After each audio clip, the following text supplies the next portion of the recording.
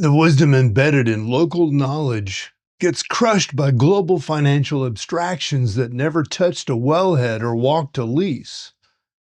I'm Mark Roach, and this is FutureWise Energy, an innovative voice, an independent upstream energy platform supported by individuals, where I share my views across cultures, technology, operating oil and gas fields, from my experience executing M&A, as well as my experience as a leader in oil and gas and startups. I draw from a wide range of personal experiences from the oil fields of southern Illinois in 1986 into Giddings, Texas, Central Texas, back in 2014, where I operated 250 wells. All that in between, going all over the world, working with billionaires, private equity, big corporate types, and power plays. Lots of great stories over those 30 years in the industry. Well, today, agriculture and energy production share more than commodity price volatility. Both depend on local expertise, built over generations, handed down over generations and generations, not just through universities and education. And now both face destruction from financial engineering that treats productive capacity as interchangeable units on spreadsheets.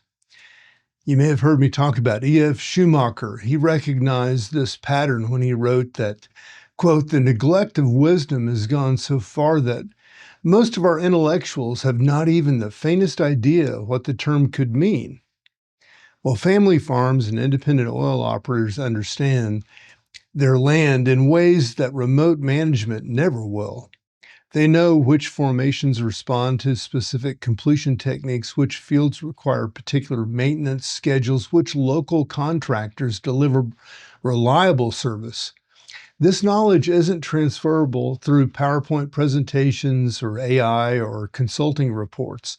It lives in daily practice and accumulated judgment that Schumacher called the human substance. Current market distortions favor financial manipulation over productive competence. When administrative policies drive oil toward artificial price targets while imposing equipment tariffs, they create chaos that destroys the very foundations of domestic security. Schumacher warned that any activity, I quote here, any activity which fails to recognize a self-limiting principle is of the devil, end quote.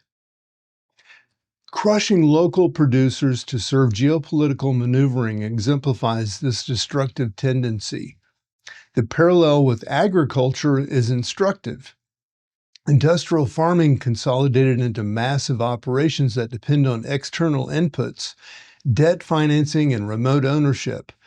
Local food systems withered, soil health degraded, communities hollowed out. Rural knowledge that sustained civilizations disappeared within decades. Energy faces identical pressures from identical logic. Small operators survive by understanding what Schumacher called, quote, intermediate technology, end quote. Those methods that enhance human capability without overwhelming human comprehension.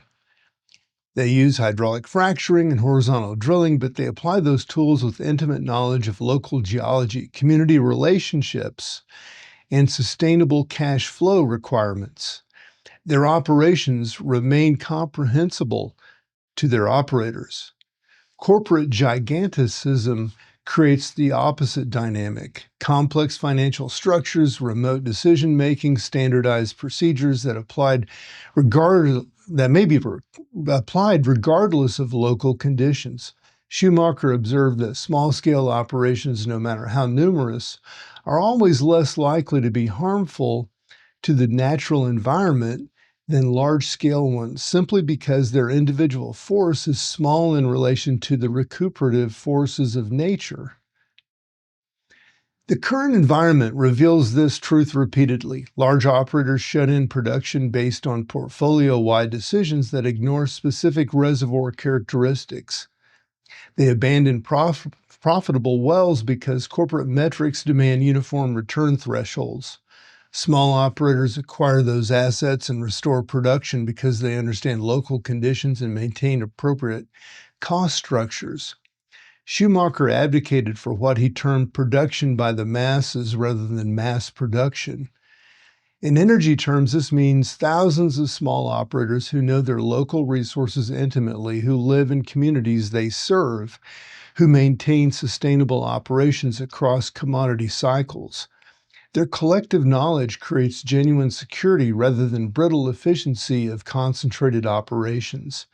The mathematics support this approach. Distributed production from numerous small operators creates supply diversity that withstands individual failures, regional disruptions, or targeted attacks.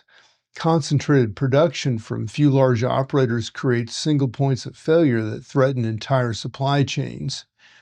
National security requires distributed competence, not centralized efficiency. Local banks historically financed independent operators because loan officers understood local geology, operator track records, and community dynamics. Regulatory capture and financial consolidation eliminated this relationship-based lending in favor of algorithmic evaluation that treated all assets as fungible commodities. The results predictably favor scale over competence.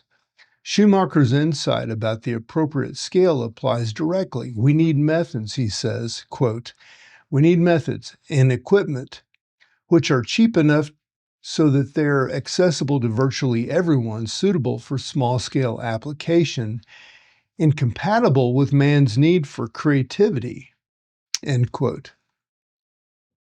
Independent operators embody this principle through innovative completion techniques, creative financing arrangements, and operational improvements that larger companies cannot implement due to bureaucratic constraints.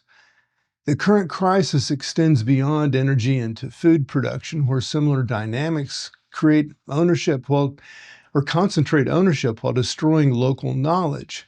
Family farms face identical pressures from financial engineering that treats agricultural land as asset portfolios rather than productive ecosystems. The parallel threats to energy and food security stem from identical philosophical errors about scale, efficiency, and human competence.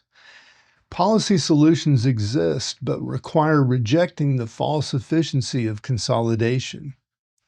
Restoring relationship-based banking, eliminating regulatory advantage for large operators, supporting local communities that host energy production. Schumacher called this, quote, "the economics of permanence," end quote. Understanding that sustainable systems must serve human communities rather than abstract optimization metrics. The path forward involves recognizing what works. Small operators consistently outperform large companies in marginal fields, secondary recovery projects, and local resource development. They maintain operations through commodity cycles that shut down corporate projects. They innovate constantly because survival demands adaptation rather than bureaucratic approval. Schumacher understood that, quote, "man is small, and therefore small is beautiful," end quote. This isn't romantic nostalgia, but practical wisdom about human limitations and capabilities. Energy systems that align with human scale create resilience, innovation, and genuine security. Systems that exceed human comprehension create brittleness, waste, and strategic vulnerability. The question isn't whether small producers can compete with corporate giants during normal times. The question is whether consolidated systems can maintain reliable production through the disruptions that define our era. Local competence survives where remote management fails. I'm Mark Roach, and this is FutureWise Energy. Keep your wits about you, your eyes open, and be ready to improvise.